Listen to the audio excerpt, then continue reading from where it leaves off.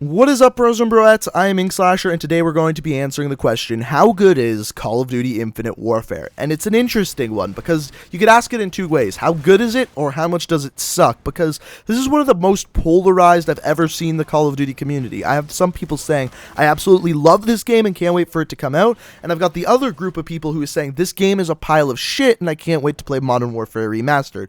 So you can let me know what you think down in the comment section below, and also, if you could leave a like on this video, it would be absolutely fantastic, because I'm going to get hate either way. Some things I'm going to talk about, I'm going to be complaining about the game, and some things I'm going to be talking about, I'm going to like the game. So if you enjoy the video, I don't care whether you like Infinite Warfare or not, you can let me know that down in the comments, but if you enjoy the video, it'd be fantastic if you could hit me up with a like rating. But let's talk about this game and whether or not it's actually good or not. So what we're going to do is we're going to start out with the things in the game that I actually like about the game, and then move into the things that I don't think are very good. And then by the end of this, I'll give you my overall opinion of what I think about the beta and what I think about the total game going forward.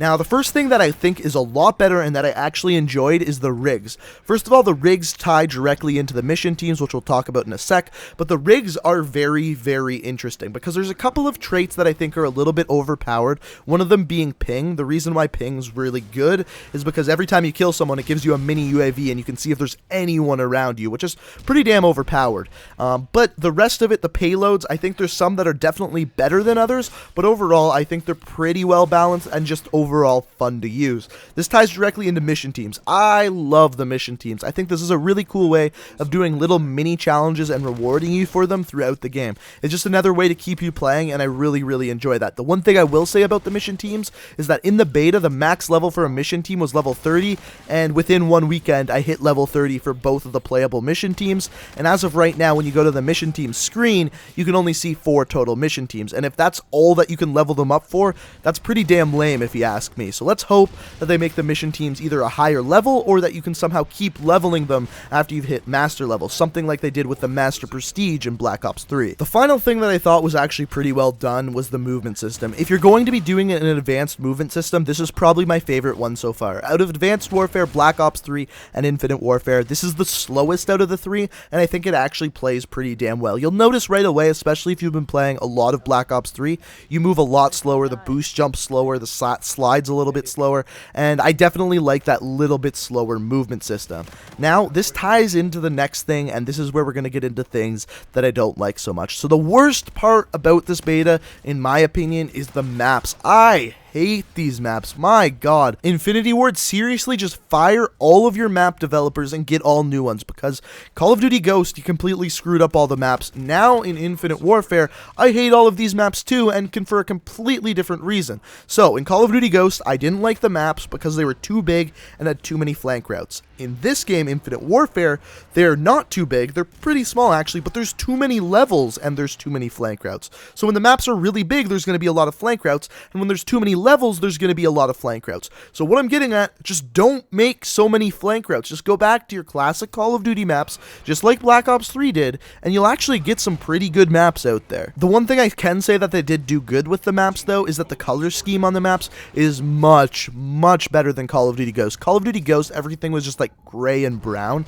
In this game, they actually put some colors in there, and they actually look pretty nice. I just don't like how they play whatsoever. Score streaks is another thing that I find really interesting in this game. They're not great. Like, I wouldn't say any of the score streaks I'd be like, use that one because that's going to get you the most kills. I really don't think any of them are that great, especially for how difficult they are to get. For me, I got every single score streak throughout the beta, but for the average player, it's going to be difficult for you to get these things. They're pretty high score to get all of these score streaks, especially the ones that are actually worthwhile getting. And I really do think they could lower the amount of score they take to get, because if you look back at one of the best score streaks in Call of Duty, it would probably go to Modern Warfare 2, and they had some of the easiest score streaks to get and some of the most overpowered score streaks, but at the same time, they were really rewarding to get because they could actually kill people, whereas in Infinite Warfare, they feel just a little bit weak, and hopefully either they up the damage of them or in some way or another reduce the amount of score you actually need to get them. But overall, the score streaks, I just found them okay. They weren't impressive, they weren't unimpressive, just like I said, they were okay. But now we'll talk about probably the biggest thing that people are talking about is the weapons, and after that we'll talk about the salvage and supply drops. So, The weapons. Overall, I thought the weapons were actually pretty well balanced. I thought they were just pretty good. But there was a reason for that. The reason why they're all well balanced is because it's easy to balance weapons when you have a really fast time to kill. This game has an extremely fast time to kill. Not quite as fast as Call of Duty Ghosts, but right around there. And because it's like that, it makes it very easy for them to balance the weapon. Another really interesting thing that they did to the weapons in this game is they decreased just by a little bit the amount of aim assist. It's not massive. You'll still notice that there is aim assist, but it's a little bit less. And one thing they did do in this game is increase the amount of aim assist for sniper rifles. I found it actually very strong, the amount of aim assist on sniper rifles, but part of that could actually be because there was no aim assist in Black Ops 3 on sniper rifles. This makes it much easier to snipe, and I noticed in the beta there were a lot of people sniping, but I think I'm going to do a separate video altogether about sniping because it drastically changed in this game.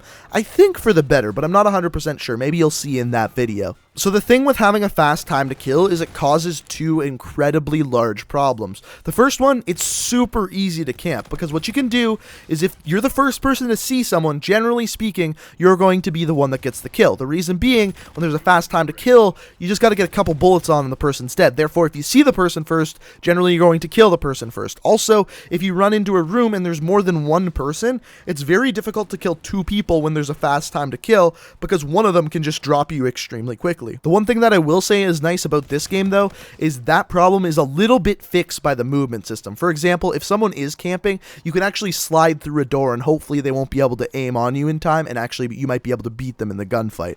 That's one thing Infinite Warfare actually kind of has going for it, but it actually causes another problem too, and this is probably the biggest problem that you've heard the most YouTubers have problems with about, and it was the exact same problem that was in Call of Duty Ghosts. Some YouTubers are saying it wasn't in Ghost. It 100% is, and I'll give you the example in a second. This problem is the Hipfire problem. What people are complaining about is it's too easy just to hipfire every weapon and get kills with it. They're not just complaining about shotguns and SMGs, even assault rifles. It's easy to fire from the hip. This is not a problem with the hip spread. It's not. Everyone's saying that, oh, they just need to make the hip spreads larger. That's not the problem. It's the time to kill that's the problem. It's like this. Basically, what the time to kill is doing is making it so you need less bullets to kill someone. So when you're firing from the hip, it's very easy to land 3 bullets instead of 5. It's like this, for example. This is a little bit of an analogy here. If you are sitting on one end of your room, think of the room you're sitting in right now. If you're sitting in one end of the room and someone is standing on the opposite side of the room. Let's say you're holding 7 rocks in your hand. With that one hand, you have to throw all 7 rocks. If you land 5 of the rocks, that person dies. That's going to be pretty difficult to do because you can only miss 2 of the rocks. However, if I decrease the amount of rocks it takes to kill the person, and you only have to hit 3 of the 7 rocks, that's going to be pretty easy to do because there's much less rocks to hit.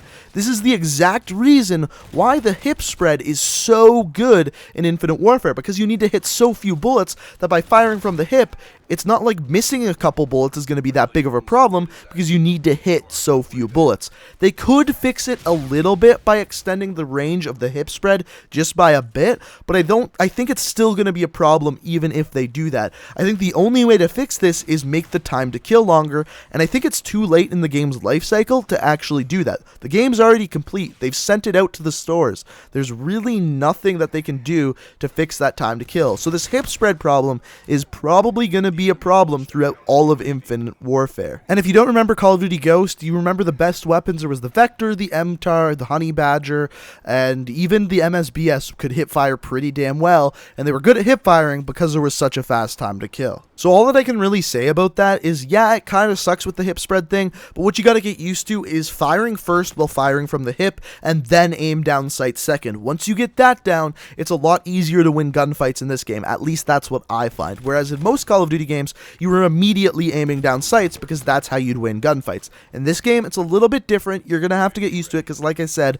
I doubt it's getting patched. And then the big issue that everyone's talking about, the supply drops and salvage. So, the salvage is a fantastic idea. I like what they did. If they're doing weapon variants, which we still don't totally know if they're balanced because not all the weapon variants have been unlocked by people and all of that stuff. So we're going to have to wait to see if that's actually balanced. But As far as the salvage goes, it's a great idea. They need to do it better. It's not done right, because like I said in a previous video, if they do the salvage the exact same way that they're doing it in the beta, the maximum amount of salvage you're actually going to be able to get and earn through playing is 3,600 salvage, which isn't even enough to get one epic weapon. There's got to be another way to earn salvage other than just playing through your mission teams and supply drops. Yes, you can unlock supply drops and get salvage that way, but let me remind you, in most of the rare supply drops I've opened, I've got like 30 salvage. So I think they will need to find another way to give us salvage. What I will say is nice is the daily rewards they're giving us. They're giving us daily rewards with a lot of crypto keys. Like one day we got 90 crypto keys, or it was 60 or something like that. And then today I got 1,500 salvage. That is very nice. I really hope they keep doing that throughout the game's life cycle, because that really does reward their frequent players, and that'll show that they're actually doing something about it. What I'm really interested to see, though, is how long after the game's release you can buy supply drops for money. I'm guessing within the first month you'll be able to buy them with money. The question is, though, are they going to do that on release day? That'll be really interesting to see. And you need like 100 times that to actually buy an epic weapon. So you'd need to open over 100 different types of rare supply drops to actually get that much salvage just for one weapon. But overall, what I will say about this game, I'm enjoying it. I'm having fun playing it. A lot of you are not going to like the fact that I'm saying that, but there's massive problems with it. One of the massive problems, I hate the maps, so I'm going to get sick of that really quick.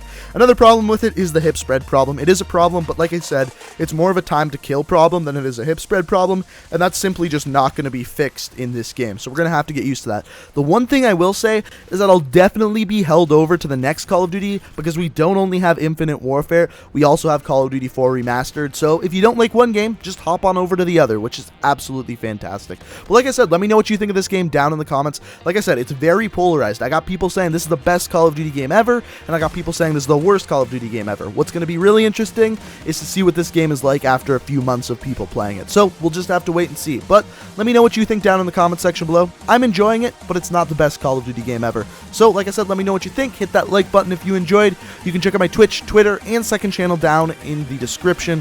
Thank you guys so much for watching. Hope you enjoyed, and until next time, peace out.